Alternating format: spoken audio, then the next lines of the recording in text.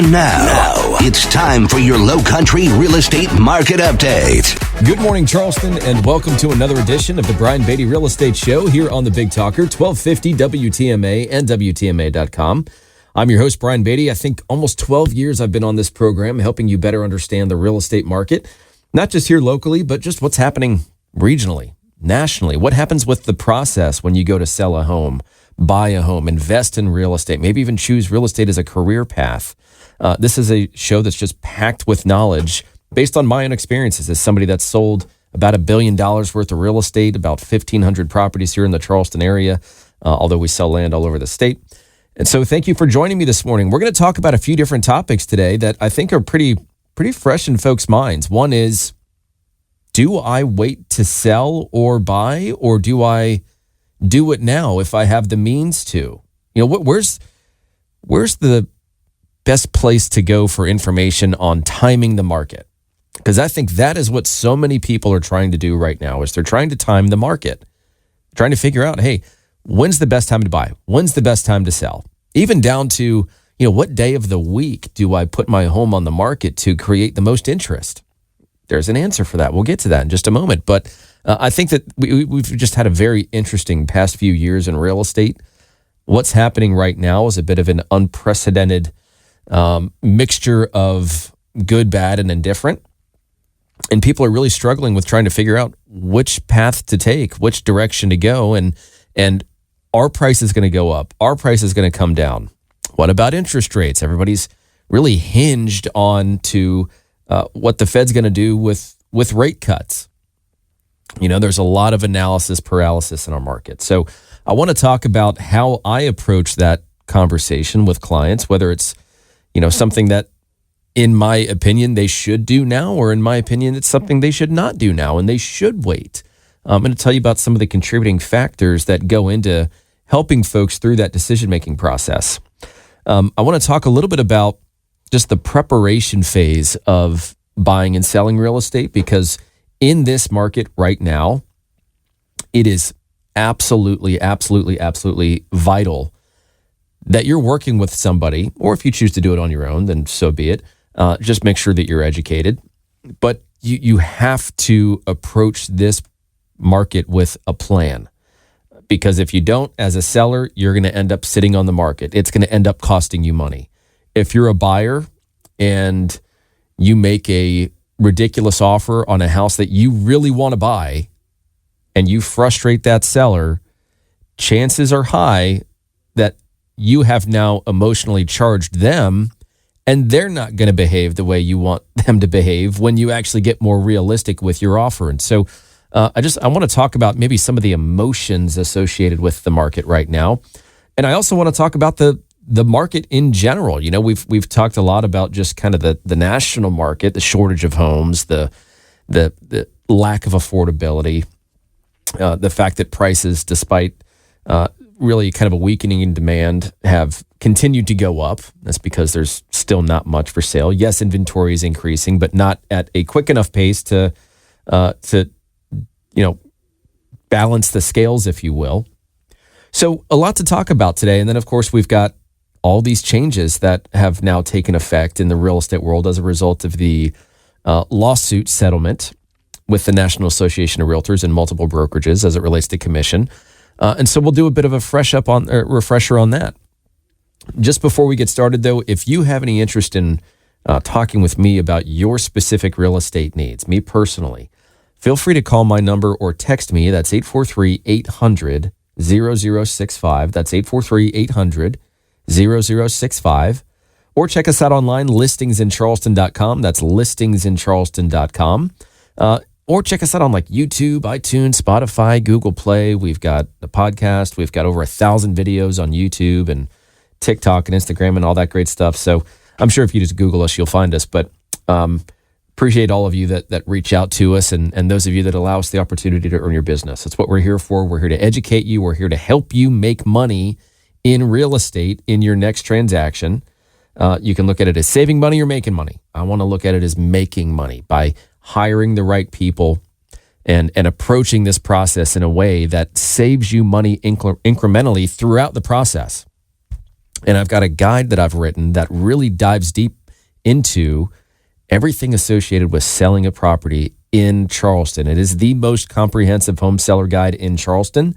So to get your hands on a copy of that, it's free. It's close to 50 pages. It's personally written by me over a 20-year real estate career. Yes, I started young. But if you'd like a copy of that, just text the word guide to 843-800-0065, 843-800-0065. Text the word guide and we'll send that right over. But let's get into it. Let's talk about, it's really been an interesting past few months. It's definitely been an interesting past few years in real estate, but especially in the past few months. We've had interest rates that went up and then came down. We had 20-year highs in interest rates just a little while ago, 8%. Now they're back down to a little under 6.5%. Depends on what mortgage product you get, but just for the sake of ease, we're going to call it 6.5%. That's a pretty big swing in interest rate. And we're going to talk in just a second about the financial impact that interest rates have on the purchasing process. We've also had this commission lawsuit settlement that has our industry up in arms and has media outlets confused. It's interesting when I have something that like this commission lawsuit settlement that very clearly and directly impacts me and my business, to watch and read or hear media outlets totally drop the ball in terms of how they're presenting this information to the public, it really frustrates me. The problem is, we settled, right? The National Association of Realtors settled. These brokerages settled. And so we as individual agents, no matter what our opinion is, we want to be protected under that settlement. We don't want to say something that's incorrect or, taken out of context, and then we potentially lose our coverage, our protection from that settlement. And so it's a very frustrating position to be in that, I want to shout from the rooftops exactly what this means. And to an extent I have. If you go and you just YouTube the Brian Beatty team, you'll see that I did a show on this. But between everything that's happening with that, the misinformation that's been spread about that, like as an example, and we're going to stay here for a quick second, but you have these media outlets that are like, finally sellers no longer have to pay a buyer agent, or buyer agents now struggling because sellers won't pay their commission anymore. At the end of the day, commission is an option. Commission is negotiable. No one's forcing you to work with a real estate agent, and no one's forcing you to pay a specific percentage, right? But the media is, in my opinion, some of them have done okay, but the vast majority of them have really made you believe as a seller that you've been tricked into paying buyer agents all along. And finally, the decoupling of the commission, meaning the buyer might have to pay the buyer agent and the seller is going to pay the seller agent, is the way it always should have been. Well, it's the way it always could have been and really is. But we had too many agents that were getting too lackadaisical, and our industry wasn't being policed enough. We had too many darn people doing this part-time and messing it up for the rest of us that have integrity, that know what we're doing. And now we've got to play by a new set of rules. In the grand scheme of things, I think it's a good thing. But I think you're going to have sellers that opportunistically, and good for them if they try it and it works, they're not going to offer any commission to a buyer agent. What they're going to end up doing, though, at least based on last year's stats, is they're going to cut out 89% of the population of people looking to buy properties because they're represented by real estate agents. So it'll be interesting to see how this plays out. I think that this is going to do a little bit of a reset, if you will, on real estate data and stats and just the new way of the world. But you have that in combination with rising inventory. Properties are starting to stay on the market a little bit longer. We're starting to see more of them. Yet somehow prices are still going up in many areas. It's very confusing. Truly, it is. Then you've got unemployment that's a little higher than anticipated. You've got the Potential for a rate cut in September, even though the rate on a 30-year fixed has already dropped in anticipation of that rate cut. And so what's happening here is analysis paralysis for a lot of folks. Buyers want to wait for rates to come down so they can afford more home. Sellers want to wait for rates to come down because they believe it will drive prices up. And if they have to buy another home, they don't want to leave a 3% mortgage for a 7% mortgage or 6.5% mortgage. They'd rather see something at 5. Well, is 5 going to be here anytime soon? A lot of experts say no. And if it does show up, it's because there are bigger problems economically. Increases in unemployment and so on and so forth. We won't get down that rabbit hole. But then you've got the final nail in the coffin right now, which is what's going to happen with the election? How will that affect the market? And therefore, me as an individual with plans on buying a home, selling a home, maybe making some moves financially based on, some investment properties that you own.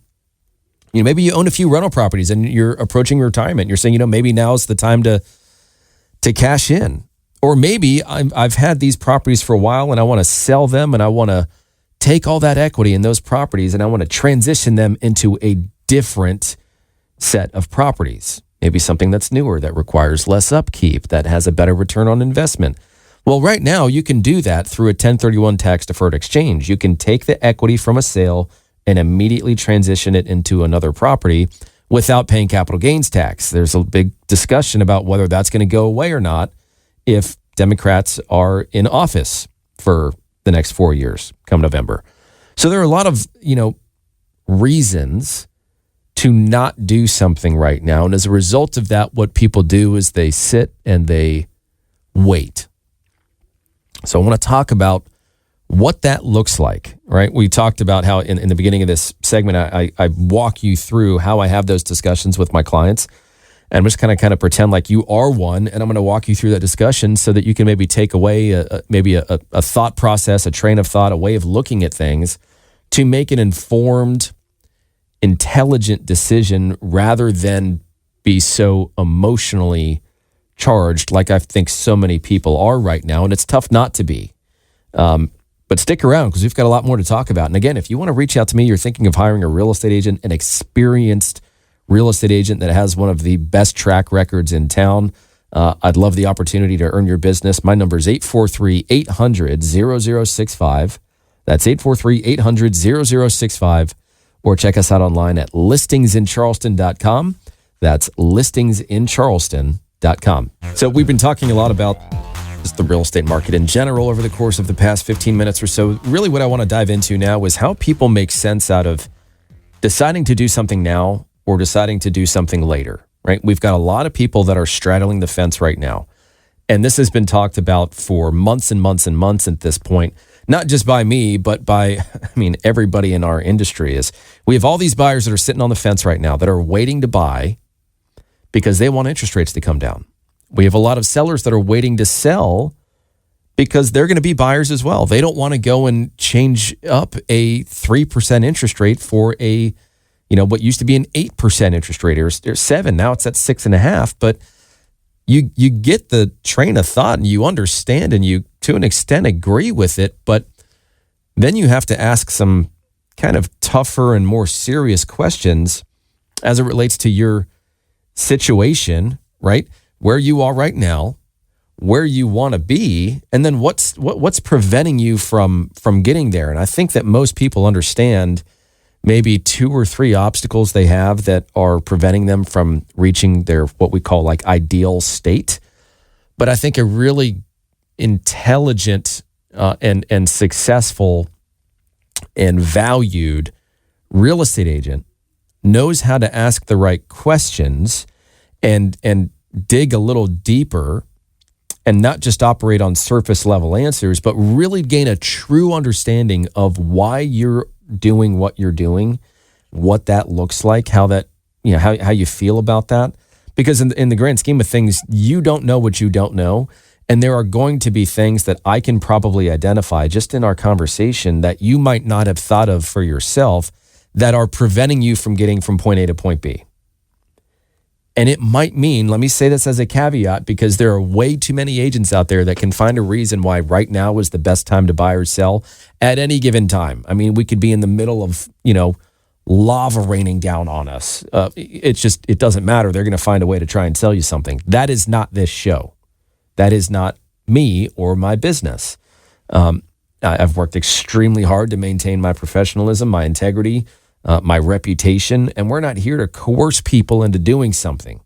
We're here to help them understand the impact of doing or not doing something. And so that's where we start. And, and just as a quick aside, if these are the types of conversations, candid conversations that you enjoy having with folks, I will say that my radio listeners and my radio clients, I have I'd say, tendency or the ability to be more candid with them, because I think that this audience appreciates that more. They want the direct approach, and I'm a direct person. I don't like beating around the bush. I want to tell you my opinion because at this point in my career, it's founded, it's legit. I've done the sales. I can tell you with not absolute certainty, because nobody has absolute certainty, but with almost absolute certainty how things are going to play out depending upon how you want to, price your home, or the offer you want to make, or the strategy you want to employ. I've seen a lot at this stage in my career. And so I try to give people very honest, very direct, rational advice. And so that's what this particular segment is all about. And I think the first thing to understand when people are deciding whether to do something now or wait is ask the question, what is it that you're hoping to accomplish? I mean, if you could get fill in the blank, would you move forward? Then it's just a matter of, well, how realistic is that? Here, one thing that I think a lot of people don't do is this little thing I like to call math. And did you know right now, for every $100,000 that you finance, this is given today's interest rates, for every $100,000 that you finance through like a 30-year fixed mortgage, it costs you $632 a month. A 0.5% change in interest rate is the equivalent of $32 a month, which, by the way, buys, your two kids a Happy Meal each, and you and your, significant other get to eat off the dollar menu, basically.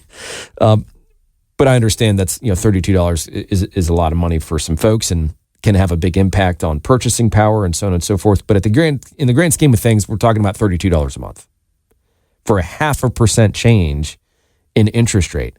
And we're going to hope that next year we get that 0.5% of interest rate. So, a question is, what is it that you're really waiting for? If you're waiting for interest rates to go down to 3% again, we have major problems economically, serious issues. We're talking banks failing at that stage and unemployment up to 10%. And is that a possibility? Yes, it's a possibility. Is it probable? I don't think so. One thing that I will say in that scenario really quickly, because you've got essentially one of three scenarios that are going to play out here. Worst case scenarios, you have all these banks that fail because they're so wrapped up in commercial real estate, and the real estate market commercially is suffering to the point where, the banks just start to fail. Then it's a question of, are they going to get bailed out or not? Or is this going to be the start of a kind of a quote unquote reset economically, where people are going to have to determine whether they're going to stick to making $20 an hour to flip burgers, or if they're going to start taking a little bit less. That's, kind of the doom and gloom-ish scenario. And a lot of people are kind of fighting for that. And I get that, that way of thinking. I would obviously much rather prefer the scenario that everybody keeps talking about, which is the soft landing, right? We have this nice, slow and steady easing of inflation, and things just kind of go back to normal, and we're back to capitalism 101 and free markets, and all is right in the world. Well, I don't know if you heard about what Kamala Harris has proposed with regard to,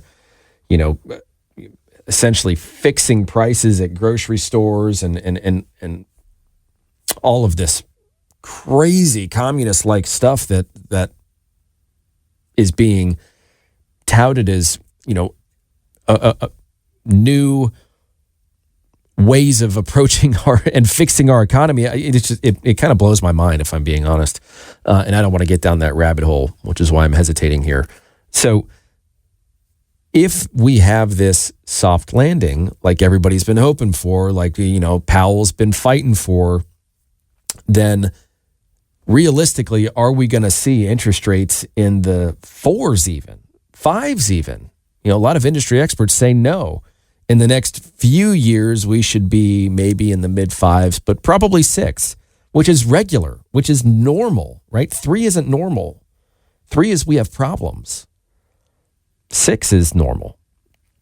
But we've got this analysis paralysis. And so you've got all the folks out there that are just not really doing the math or understanding the math. And this is why, in my opinion, buyers, and I'm going to say this, and it's going to be blunt, but you need to stop villainizing lenders. And agents need to be doing a much better job of helping potential buyers understand why it's important for buyers to have a conversation with the lender. It's so that we can assess your financials and position you to save as much money as possible on your upcoming purchase.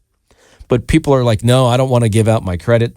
I don't want to give out my social security number. I don't want my credit affected and looked at, touched, even talked about until I find a house that I'm ready to buy. And the problem with that is that there are going to be things on folks' credit reports that they didn't know were there, that shouldn't be there, that are wrong, but are having an impact on your ability to now buy this house that you really want to buy. And you're kind of screwed because you don't have time to fix it unless the seller's willing to give you time to fix it. And that's why it's so important to just have somebody take a thoughtful look at your financials and say, if we did this, or if we moved this debt over here, or if we paid that car off, or if we did this, that, or the other, here's what that looks like. We've reduced your interest rate, which therefore reduces your payment, or we've reduced your debt obligation, which allows you to pay more for this. I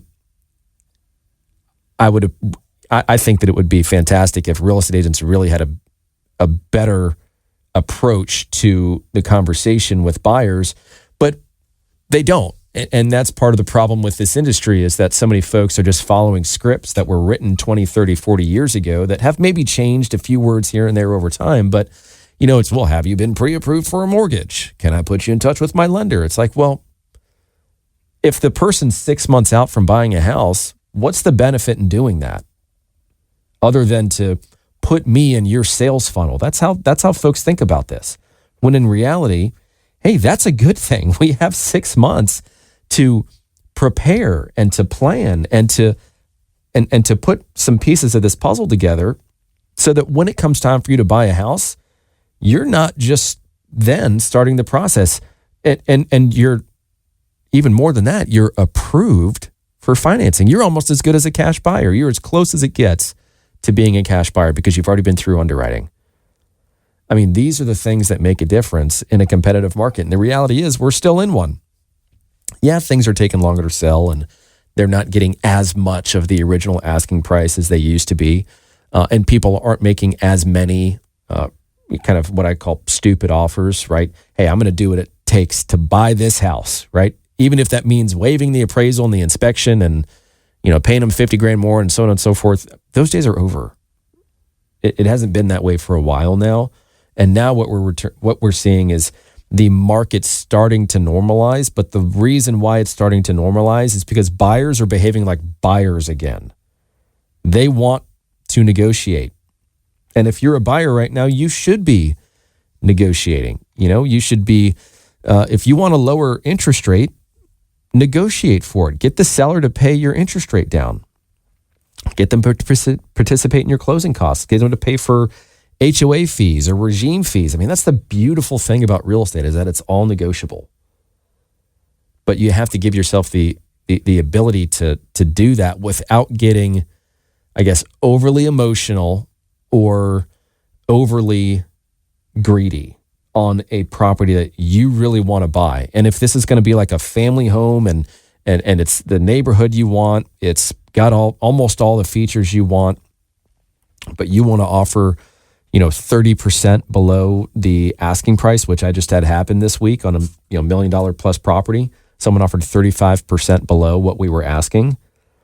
And when you call the agent, you're like, where'd this number come from? They're like, well, they figured, you've been on the market for 2 weeks, so they've got to start somewhere. We might as well start here. And I'm like, all right, this probably won't end well for the buyer. They understand that, right?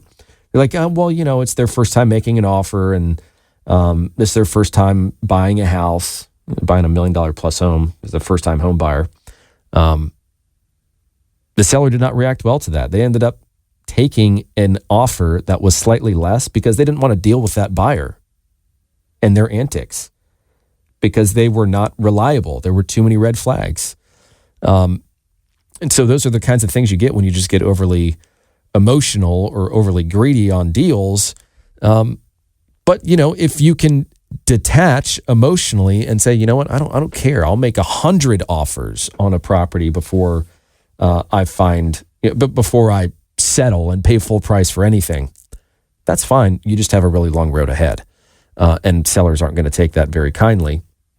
And it's going to impact your ability to negotiate and get a good deal after the fact, right? Because there's multiple layers to negotiations in real estate. And we'll get into that maybe a little bit later on at a different time.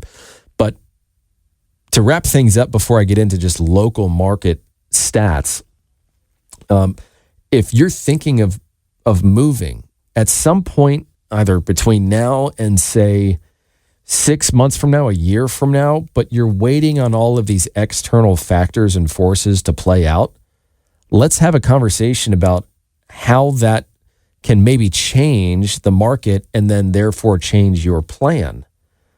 But let's have a plan. That's the point. Let's have a plan.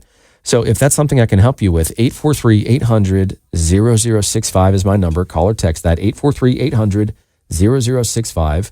I always like to take a moment and just say that I really appreciate those of you that listen to this program, that rely on the information within it to help shape your understanding of our local real estate market and the process of buying and selling a home. That's really, I think, what this show sheds light on that I can't really find anywhere else. And sometimes when you've been doing this for 12 years like I have, you look for inspiration in the form of content from others, and so many other folks are focused on helping real estate agents and from an industry perspective or investment real estate. There's really not a lot of information, hardly any actually, on the process of buying and selling a home that's consumer driven, right?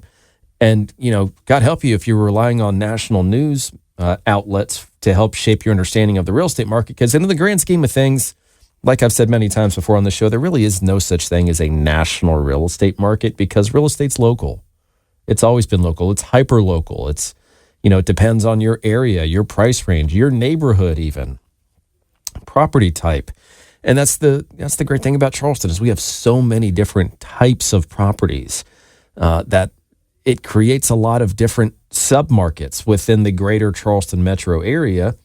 And, I'm blessed to have been able to do about 1,500 transactions in all different types of markets, whether it's, a first-time home buyer property or, a multi-million-dollar oceanfront home, waterfront home, hundreds of acres for residential development, everything in between. So just wanted to say thanks to those of you that call and allow us to help you with your real estate journey.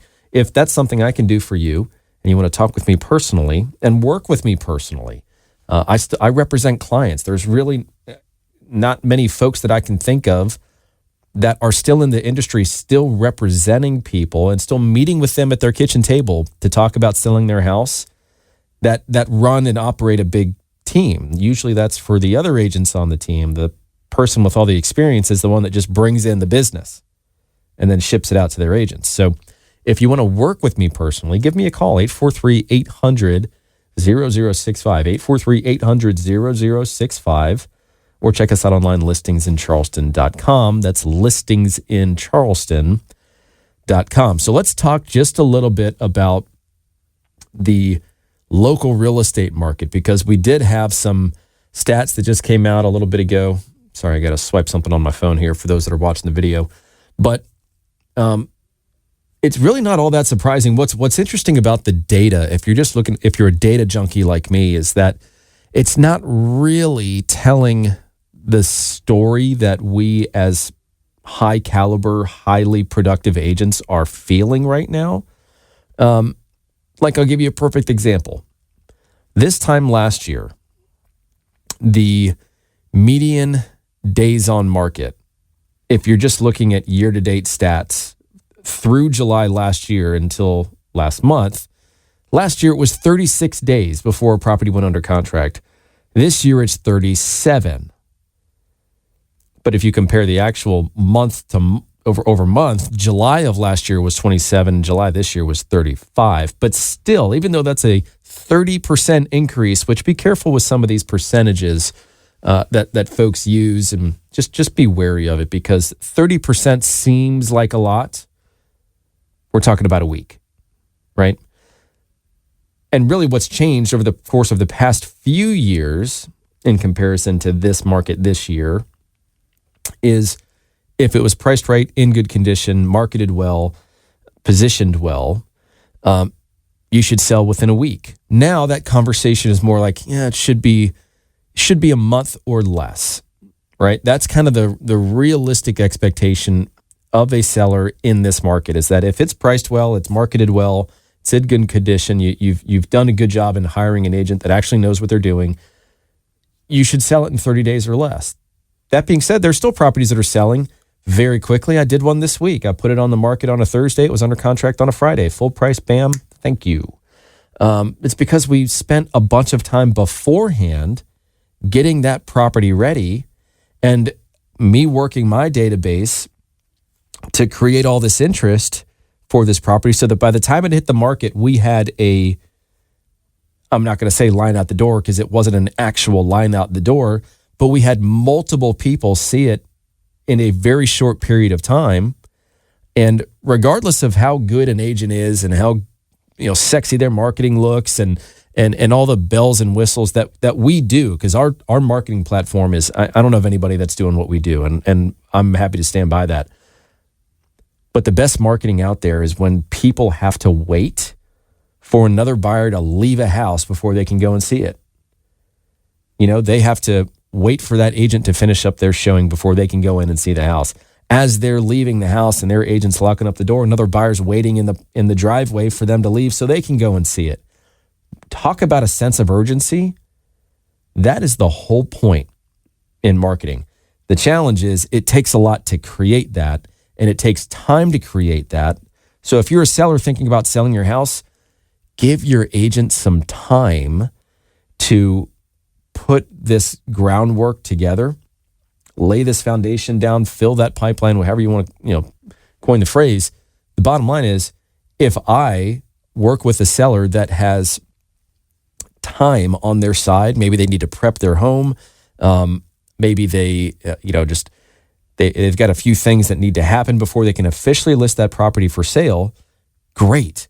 Let me market to my database internally, because I have a ton of folks that are looking at properties. We've got almost 28,000 people that are consistently using our website looking at properties.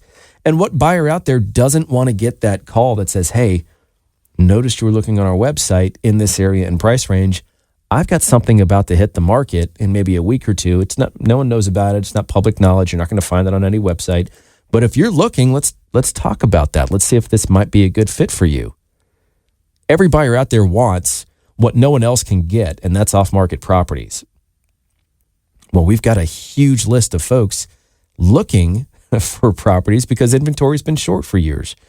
So if you can do that and generate this preliminary interest by the time the property does hit the market and is publicly available, you've got, a stacked approach. You have multiple people looking at that property.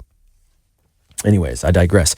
But just again, in median days on market, I mean, if you look at year-to-date stats, it hasn't changed.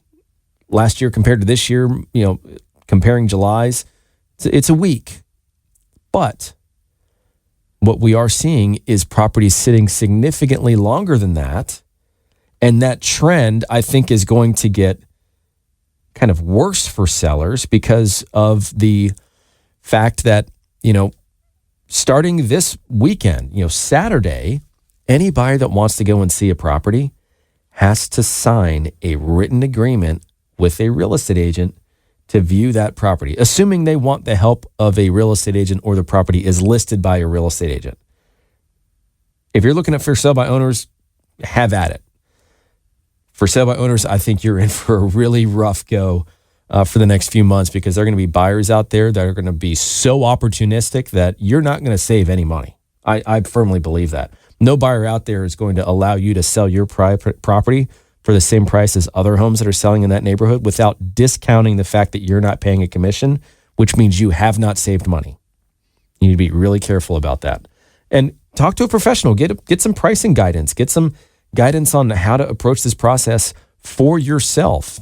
We do this all the time for sale by owners. And if it doesn't work out for the seller, then they know who they can call because we've been generally helpful. We've literally tried to help them sell their home on their own. And I know there are listeners of this show, and I know because we got a nice message a week or two ago from somebody that said that the advice they got on this show allowed their relative to sell a property as a for sale by owner, not pay a commission, and it was, a great thing for them. And that's great, and I'm happy to hear that.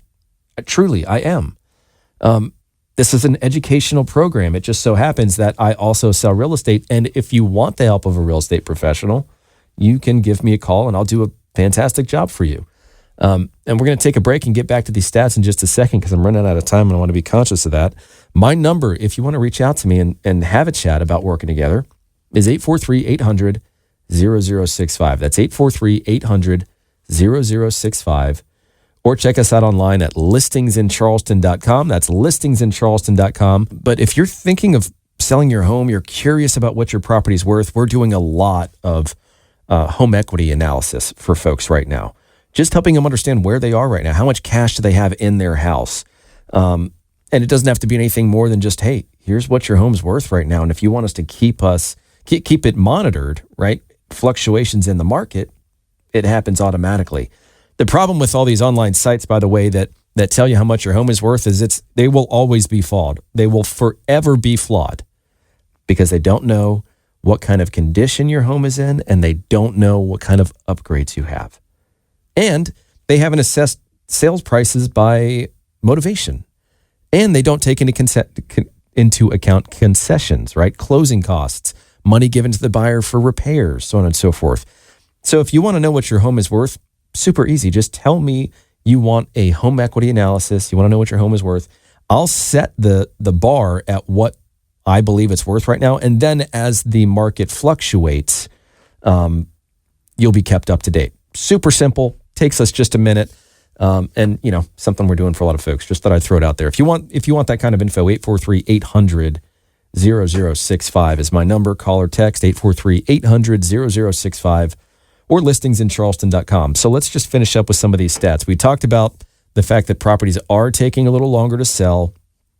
They're not quite getting as much for the sales price in comparison to the original asking price. We're seeing more price reductions. We've talked about that. But, we're looking at an inventory of homes that July of last year was at about 2,700 properties. Now we're at a little over 4,000, and that fluctuates, by 10, 20, 30, 50, 100 properties per day, depending upon how many we put under contract or get put on the market or taken off the market. But either way, we've seen almost a 50% increase in inventory compared to last year. We went from less than 2 months worth of inventory to almost 3 months worth of inventory. But again, this is across the board. This is the entire Charleston metro area. And do you as a listener really believe that what's happening in an entry-level market in Moncks Corner is going to apply to a multi-million-dollar home seller on the water in Mount Pleasant?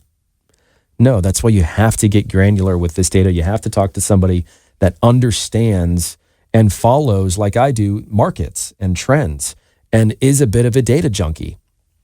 I mean, I've been doing this for too long to not appreciate the complexities of these different markets and how that information is then shared with you, the consumer. What I think has people really stumped right now, as an example, is the fact that prices are still going up. I mean, demand is softening. Buyers want and have more negotiating power because of consumer confidence. 2 out of 3 people, according to a recent survey, still think that right now is a good time to sell. But we're starting to see inventory creep up. I mean, we've put almost 17% more new listings on the market. We're, at the end of July, we had put almost 15,000 properties on the market here in Charleston, whereas July of last year, it was, well under 13,000. Ironically, though, pending sales, properties that go under contract and closings are still a little bit better than this time last year, which means that we in Charleston are doing well, but nationally, closings are down. Pending contracts are down. So that's because we're an inbound market, right? People love Charleston. They're going to continue to move here from all over the country and the world. But even that beat will stop at some point, right? At some point, this massive reshuffling of society, which I think we're kind of already at, to be honest, this COVID, post-COVID, I can work from anywhere, live anywhere movement is pretty much over, right? If they missed the boat and didn't get their sub 3% interest rate, then chances are they'll start to trickle in, but not in droves like they were, which is what really heated up our market. And so, we're seeing housing affordability starting to get a little bit better now that interest rates have come down a little bit. We'll see what happens in the coming weeks and months as things heat up and come to a conclusion here with with who our next president's going to be. But as always, we're going to keep you informed in this station on this show with regard to real estate.